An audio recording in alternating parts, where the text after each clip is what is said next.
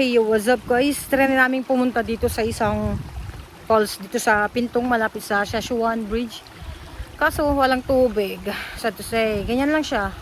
Pero pagka may tubig to, as in talaga dito, wala kang makapuntang tao dito. Kasi puro tubig to pagka ano. Hindi namin alam kung kailan yung may tubig to. Trinay lang naman namin.